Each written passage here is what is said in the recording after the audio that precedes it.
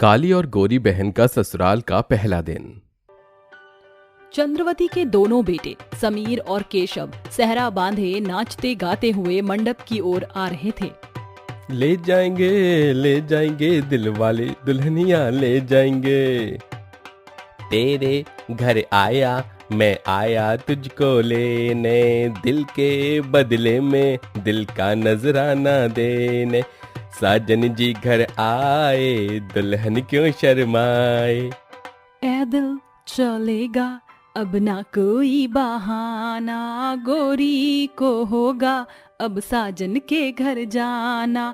माथे की बिंदिया क्या बोले है, सुन सुन सुन सुन, साजन जी घर आए दुल्हन क्यों शर्माए। जजमान, शादी का मुहूर्त निकला जा रहा है। यदि चारों वर वधू ने नैन मटक्का डांस कर लिया है तो शादी भी कर लीजिए। चलो बच्चों जल्दी मंडप में बैठो। चंद्रवती के कहते ही उसके बच्चे मंडप में बैठ जाते हैं, जहां पंडित बड़े धूमधाम और पूरी विधि के साथ उनकी शादी संपन्न कराते हैं। विदाई के बाद जब दोनों बहू ससुराल में गृह प्रवेश करके आती हैं, तो सास की सास अम्बा बोलती है, अरे मोरी मैया चंद्रावती, ये तू अपने बच्चों के लिए कैसी बहू लेकर आई है। एक बहन गोरी चांद जैसी है तो दूसरी काली ग्रहण जैसी है। दादी सास, भले ही आप हमें काली गोरी बहन कहकर पुकारे, लेकिन हम दोनों में प्यार बहुत है, क्यों वेनिला? बिल्कुल दी, बिल्कुल ठीक कहा सासू माँ आपने। लेकिन पंडित ने मेरे बच्चों की कुंडली देखकर बताया कि इन दोनों के साथ समीर केशव की गृहस्थी जीवन अच्छी रहेगी, इसलिए मजबूरन मुझे इन दोनों बहनों से अपने बेटों की शादी करानी पड़ी। चल कोई नहीं, जिसमें तेरी और बच्चों की खुशी। अच्छा तुम दोनों बहू आराम कर लो। केशव समीर, दोनों बहू को अपने कमरे में ले जाओ। जी दादी माँ। अरे माँ पापा कहाँ हैं? दिखाई नहीं दे रहे। वो थक कर सो चुके हैं। ये सुनते ही दोनों बेटे अपनी पत्नियों को कमरे में ले जाते हैं। सुबह होते ही अपना सामान बांधकर अम्बा चंद्रावती को कहती है, देख चंद्रावती, मैं तो जा रही हूँ, लेकिन अपनी काली बहू की जुबान और उसे संभाल कर रखना, मुझे बिल्कुल पसंद नहीं आई। और मैं तो कहती हूँ दोनों बहनों में फूट डालना शुरू कर। ससुराल में पहला दिन है, ऐसा बना कि जिंदगी भर याद रखें। जी सासू माँ, आप चिंता मत कीजिए। अच्छा अब मैं चलती हूँ। ऐसे कैसे दादी सासू माँ, हमें अपना आशीर्वाद तो देकर जाइए। जी दादी। तभी दोनों बहू उसके पैर छूकर आशीर्वाद लेती हैं। वेनिला बहू, तू बड़ी सुंदर है, दूधो नहाओ पूतो फलो। इस काली को क्या आशीर्वाद दूं? सदा सुहागन रहे और थोड़ी गोरी हो जा। दादी सास, मैं अपने इस वाले रंग को पसंद करती हूँ। बिल्कुल सही कहा दीदी ने। अच्छा दादी जी, आपकी ट्रेन मिस हो जाएगी, जाइए। हाँ हाँ जा रही हूँ। ये कहते ही अम्बा मुंह बनाकर चली जाती है। फिर चंद्रावती अपनी दोनों बहू को पहली रसोई का खाना बनाने को कहती है, जहाँ दोनों रसोई में खाना बना रही थीं। अच्छा दीदी, मैंने खीर बनाई है, आप मेवे मत डालना, केशव को पसंद नहीं है, उन्होंने बताया था कि उन्हें एलर्जी होती है। ठीक है, तो मैं अपने हलवे में डाल देती हूँ, क्योंकि दूसरे भाई को मेवे बहुत पसंद हैं। तभी दोनों खाना बनाकर डाइनिंग टेबल पर प्लेट सीधी करती हैं। इतने में चंद्रावती छुपकर वेनिला के खाने में मेवे डाल देती है। अब आएगा मजा, जब गोरी बहन अपनी काली बहन पर इल्जाम लगाएगी, फिर होगी दोनों में महाभारत। अब देखो कैसे मैं फूट डालती हूँ। ये बोलकर चंद्रावती चली जाती है।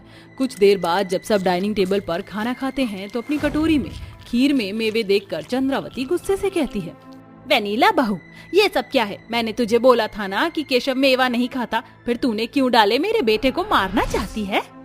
नहीं नहीं माँ जी, मैं केशव जी के साथ ये सब नहीं करना चाहती।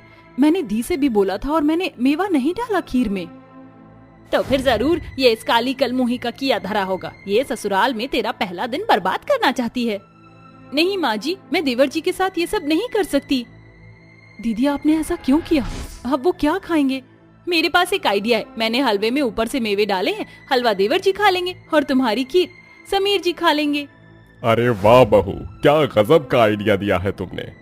मेरी बीवी बहुत अक्लमंद है पिताजी। ओहो, सारा प्लान चौपट हो गया।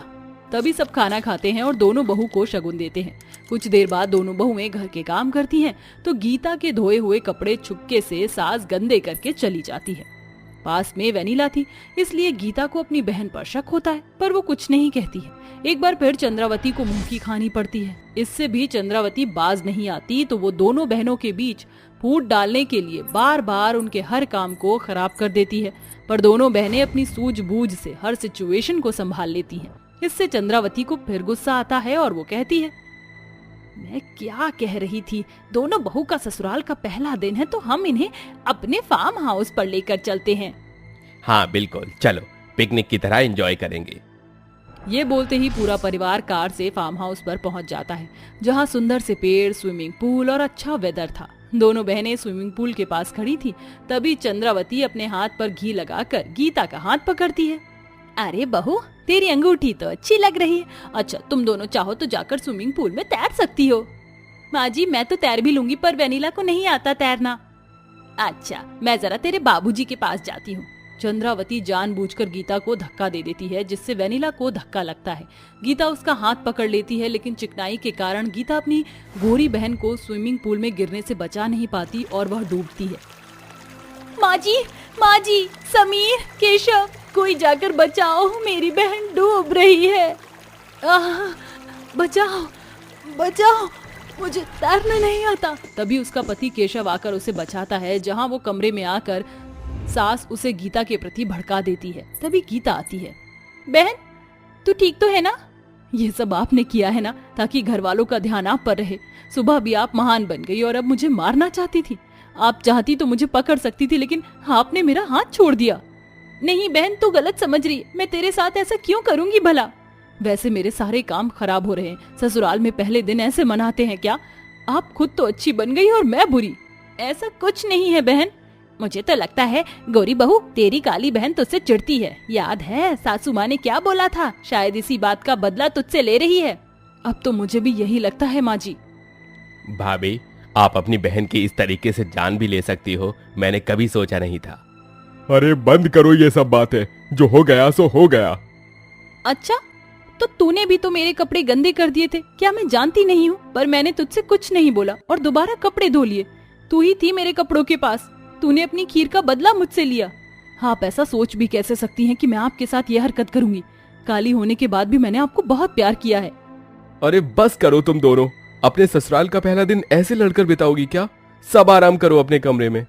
ये सुनकर सब अपने कमरों में जाते हैं। कुछ देर बाद चंद्रावती हंसकर आईने में देखकर कहती है, क्या बेवकूफ बनाया मैंने दोनों बहनों को। उनके बीच फूट डलवाकर स्विमिंग पूल में वो कांड मैंने करवाया, बल्कि सुबह से सारे कांड मैंने किए। ये सुनकर सासू माँ बहुत खुश होंगी। ये बोलकर वो जैसे ही अम्बा को फोन करने जाती है तो ये सारी बातें पुरुषोत्तम सुनकर गुस्से में आ जाता है और उसके हाथ से फोन लेकर फेंक देता है। फिर अपनी दोनों बहू को आवाज लगाकर बुलाता है। क्या हुआ पापा जी, आपने इतनी रात में ऐसे क्यों बुलाया? मेरे मुंह से अपनी सास की करतूत तो सुन लो जरा। पुरुषोत्तम अपनी दोनों बहू को चंद्रवती के कारनामे के बारे में बता देता है, जिसे जानकर दोनों बहनों को हैरानी होती है। क्या माँ जी, आपने हम दोनों बहनों के साथ ऐसा क्यों किया? हम दोनों बचपन से कभी नहीं लड़ी, लेकिन ससुराल के पहले दिन में ही लड़ पड़ी। बताओ तुमने ऐसा क्यों किया, वरना एक झापड़ दूंगा। नहीं जी, मैं सब कुछ बताती हूँ। दरअसल मुझे काली बहू पसंद नहीं थी और दोनों बहनों में बहुत प्यार था। सासू माँ भी मुझे कह कर गई थी कि इन्हें कंट्रोल कर लो, तो बस मैं वो करने में लग गई। माँ जी, दूसरों की बातों में आकर हमेशा हर किसी ने अपना घर बिगाड़ा है और आप अपने बेटों का ही कर रही थी। मैं बहुत शर्मिंदा हूँ, मुझे अपनी गलती का बहुत पछतावा है। तुम दोनों बहू मुझे माफ कर दो, मैंने तुम्हारा ससुराल का पहला दिन खराब कर दिया। अब जाने दीजिए माँ जी। अपनी सास की माफी सुनकर दोनों बहू उन्हें क्षमा कर देती हैं और गले लगाकर एक नए सिरे की शुरुआत करती हैं। सर, एक और जोक मैं आपको बताना चाहती हूँ, लास्ट। पता है, कल मैंने मोहित से क्लास में पूछा दशरथ के पिता कौन थे। उसने क्या आंसर दिया? बोला दशरथ के 100 पुत्र थे। धन मैंने उसको बताया कि 100 पुत्र कौरव थे, जिनकी माँ गांधारी थी। राम, लक्ष्मण, भरत, शत्रुघ्न, वो थे दशरथ के 4 पुत्र। बस करो तुम, और कितना हंसाओगी। और उनको तो मैं बताऊंगा, इतनी बेसिक सी चीज भी नहीं आती। कल स्कूल जाऊंगा तो पनिश करूंगा। अरे नहीं नहीं सर, रहने दीजिए। ऐसा कहते ही प्राची अपने सर के हाथ पर हाथ रख देती है और दोनों एक दूसरे की आंखों में देखने लगते हैं। तभी अरमान की काली पत्नी माही कहती है, अरे 5 बज गए, आपने अभी तक प्राची की छुट्टी नहीं की। मुझे आपके लिए चाय लेकर आनी है। अरे तुम क्यों आई हो अभी? आना जरूरी था क्या? अभी मुझे उसे कुछ सम्स करवाने हैं, तुम मेरी चाय रखकर चली जाओ। ठीक है। ये कहकर माही चाय लेकर उनके कमरे में दोबारा आती है तो उन दोनों को काफी हंसते खिलखिलाते हुए देखती है। 2 बार मैं तुम्हें बता चुका हूँ, अब नहीं बताऊंगा। अच्छे से सम्स को कर लो, वरना जानती हो ना। ओके ओके अरमान सर। तभी वह चाय छोड़कर चली जाती है। कुछ देर बाद जब प्राची जाती तो अरमान को बाय कह रही होती है। ये सब अरमान की माँ अरुणा भी देख लेती है। बहू, मुझे इस लड़की का चरित्र कुछ ठीक नहीं लगता। देख तो जरा, अरमान के ज्यादा नजदीक रहती है। अरे माँ जी, आप गलत समझ रही हैं। ऐसा कुछ भी नहीं है। खामखा आप मेरे मन में वहम मत डालिए। बहू, मैं तो तेरे भले के लिए कह रही थी। वैसे भी वो लड़की तुझसे ज्यादा बहुत सुंदर है। अरमान के रंग ढंग भी मुझे उसके साथ ठीक नहीं लगते। दोनों हंसते खिलखिलाते रहते हैं और इसके स्कूल की ही लड़की है। खैर, जैसी तेरी मर्जी। माँ जी, ऐसा कुछ नहीं है, और जब ऐसा होगा तो मुझे पता ही चल जाएगा। शाम को सब एक साथ डिनर करते हैं तो उसी वक्त प्राची का कॉल आ जाता है। हाँ बोलो प्राची, इस वक्त तुमने कॉल कैसे किया? सर, आप तो जानते ही हैं, मेरे 12th के बोर्ड एग्जाम चल रहे हैं। आप मुझे इंग्लिश के 25 चैप्टर का फर्स्ट क्वेश्चन समझा दीजिए। ओके, बुक निकाल के रखो, मैं अभी बता देता हूँ। अरे ये ज्यादा टफ नहीं है, सुनो एक बार रीड आउट कर लो। 2nd और 3rd क्वेश्चन इंपॉर्टेंट है। ये कबीर अपने घर पर अपनी मम्मी से झूठ क्यों बोलता है? 2 लाइन का याद कर लो, इतना इनफ है। ओके प्यारे सर। दोनों सास बहू एक दूसरे को देखने के बाद अरमान को देखती हैं। फिर अरमान कहता है, अरे आप दोनों क्यों रुक गई मेरी वजह से? आप तो खाना खा लेते। अरमान जी, खाने के समय तो आप अपनी पढ़ाई गिरी छोड़ दिया कीजिए। तुम पागल हो, कैसी बातें करती हो? पढ़ाई के लिए कोई ऐसे बोलता है क्या? खाना तो मैं बाद में भी खा सकता हूँ। अगर उस लड़की को नहीं बताया तो पेपर कैसे देगी? उसके पेरेंट्स तो मुझे बोलेंगे ना। बेटा तो अपनी जगह ठीक है, लेकिन बहू भी गलत नहीं है। वो लड़की तुझसे स्कूल में भी पढ़ती है और ट्यूशन भी। उसके बाद भी तुझे कॉल करने की जरूरत पड़ गई, वो भी खाने के समय। इतना तो लड़की को सोचना चाहिए था ना। अब माँ जाने दीजिए। ओह नो, कॉल तो ऑन है। लगता है प्राची ने सब कुछ सुन लिया। माँ आप दोनों भी ना। ये देखकर अरमान को बहुत बुरा लगता है और वो बिना खाना खाए छत पर चला जाता है और बार बार प्राची को कॉल करता है। फिर प्राची कॉल उठा लेती है। अब क्या है आपको? क्यों मुझे कॉल कर रहे हैं? जब तो आपने सुना दिया। आप जानते हैं ना मुझे आपसे बात करना कितना अच्छा लगता है। वो बस एक बहाना था। I know Prachi, I am sorry. माँ ने जो भी बोला उस बात का तुम बुरा मत मानना। यू नो ना, आई लव यू। कल हम दोनों घूमने जाएंगे। सच में? आई लव यू टू अरमान। यकीन ही नहीं होता कि मैं खड़ूस टीचर से भी प्यार कर सकती हूँ। थोड़ा धीरे बोलो, दीवार के भी कान होते हैं। स्कूल बंक नहीं करना, स्कूल के बाद चलेंगे हम। इतना कहकर अरमान नीचे जाकर सो जाता है। अगले दिन अरमान अपनी क्लास में जब बच्चों को पढ़ाता है तो बेहद प्यार से प्राची उसे ही देखती रहती है। हे माय डैशिंग लव, मन करता है तुम्हें बस देखती रहूं। कब शादी होगी? प्राची मैं बोर्ड पर क्या लिख रहा हूँ उसे लिखो जरा। पता नहीं कहाँ ध्यान रहता है तुम्हारा। कुछ नहीं सर, मैं लिख रही हूँ। तभी प्राची नोट करने लग जाती है। कुछ देर बाद जब दोनों बाहर एक दूसरे से मिलते हैं तो अरमान उसे आइसक्रीम देता है, फिर मनाता है। आपको क्लास में डांटना जरूरी था क्या? प्राची बात को समझो, और भी स्टूडेंट थे वहाँ। अगर ऐसे नहीं करता तो वो क्या सोचते? ओके, दीजिए मेरी आइसक्रीम। वक्त बीतता है। इस तरह प्राची स्टूडेंट होकर अरमान के साथ घर के बाहर आकर भी वक्त बिताती थी और उसके घर पर ट्यूशन के समय भी। उसके अलावा दोनों अक्सर एक दूसरे से मिला करते थे। कभी कभार माही की नजर प्राची और अरमान पर एक साथ पड़ती थी तो उस नजारे को भी नजरअंदाज कर दिया करती थी। और एक दिन अरमान प्राची से शादी कर उसे घर ले आता है। दोनों के गले में वरमाला देखकर सास बहू हक्की बक्की रह जाती हैं। अरमान जी, ये सब क्या है? आप मेरे पति हैं तो आपने अपनी पढ़ाने वाली स्टूडेंट से शादी क्यों कर ली? आप होश में तो हैं। बहू, देख लिया ये लड़की कितनी मक्कार निकली। अरे मैं तो पहले ही भाप गई थी इस बात को, लेकिन तूने नहीं सुना। अब पछता। देख, तेरे पति की स्टूडेंट बनी तेरी सौतन। अगर ये घर में आई तो इसको तो मैं मार डालूंगी। तेरे माँ बाप को पता है या नहीं? इतनी सी उम्र में ये गुल खिला दिया तूने। गुस्से में अरुणा उसके पास जाती है तो अरमान आगे आकर कहता है, माँ माँ आप क्या कह रही हैं? अब वो मेरी पत्नी है और आपकी बहू, और मैं उसे बहुत प्यार करता हूँ। दूर हो जाइए। वैसे भी माही से ज्यादा प्राची सुंदर है, उसकी तरह काली नहीं। शर्म कर नालायक। आंटी, मेरा मतलब माँ जी, अब मैं भी आपकी बहू हूँ, आपको मुझे बराबर का दर्जा देना होगा। छोटी मुंह और बड़ी बातें। पढ़ाई छोड़कर जो गृहस्थी बसाने की सोच रही है ना, इसका नतीजा तुझे बहुत जल्द मिलेगा। और हाँ, एक बात और, मैं तुझे अपनी बहू कभी नहीं मानूंगी। बाकी तुम दोनों को जैसा करना है वैसा करो। ये सुनकर सब अपने अपने कमरे में चले जाते हैं, जहाँ प्राची अगले दिन अरुण को इम्प्रेस करने के लिए घर के काम करती है, बढ़िया सा खाना बनाती है। उसके बाद रात को पढ़ाई करती है तो अरमान कहता है, प्राची तुम बहुत थक जाती हो ना, सुबह घर का काम और रात को पढ़ाई। आपसे शादी की है तो इतना सब तो मुझे करना होगा। वक्त गुजरता है, प्राची दिन में अपनी गृहस्थी संभालने की कोशिश करती और रात में पढ़ाई। फिर वह अपने बोर्ड के एग्जाम दे देती। जब कुछ महीनों बाद उसे अपना रिजल्ट मिलता तो वो अपना फेल वाले रिजल्ट को देखकर रोने लगती। हे भगवान, ये नहीं हो सकता, मैं फेल नहीं हो सकती। मैंने तो अपने बोर्ड के लिए बहुत पढ़ाई करी थी, मेरी सारी मेहनत वेस्ट हो गई। मेरे साथ अरमान जी की भी मेहनत वेस्ट हो गई, अब वो गुस्सा हो जाएंगे। ये तो होना ही था। जब पढ़ाई छोड़कर इश्क के तोते लड़ाओगी, शादी करके बहू वाला काम करोगी, गृहस्थी बनाओगी, तो यही होना था। अगर इतना सारा ध्यान अपनी सिर्फ पढ़ाई पर लगा देती तो अच्छे मार्क्स आ जाते। ये सब करके मेरे पति की मेहनत बर्बाद कर दी। मैंने देखा है उन्हें तुम पर पढ़ाई के एफर्ट लगाते हुए। अब दूसरों का घर उजाड़ोगी तो अपनी जिंदगी तो बर्बाद करनी ही थी। मेरे बेटे का कुछ नहीं जाएगा, उसे तो हम संभाल लेंगे, पर तेरी शादीशुदा जिंदगी भी तेरे हाथ से जाएगी और पढ़ाई वाली भी।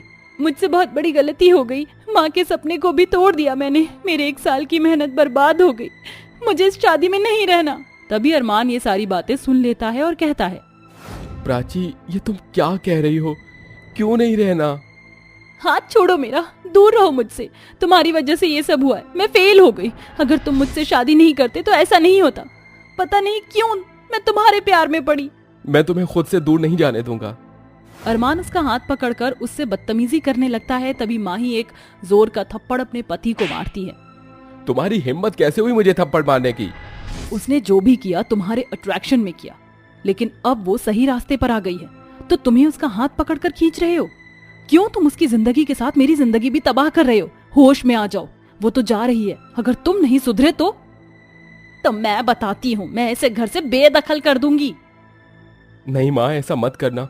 मुझे अपनी गलती का पछतावा हो गया। शायद मैंने प्राची की गलती को बढ़ावा दिया। प्राची तुम आज से आजाद हो और दोबारा मेहनत करके पढ़ाई करना। माही, माँ, मैंने जो किया उस चीज के लिए आप दोनों मुझे माफ कर दीजिए। आपके सुधर जाना तो हमारे लिए ही अच्छा रहेगा। ये सुनते ही प्राची वहां से हमेशा के लिए चली जाती है और दोबारा अगले साल तैयारी के साथ 12th के पेपर्स देती है, जहां वो फर्स्ट आती है। वहीं दूसरी ओर अरमान माही के साथ एक नई जिंदगी की शुरुआत करता है, जहां उसकी एक प्यारी सी बेटी होती है।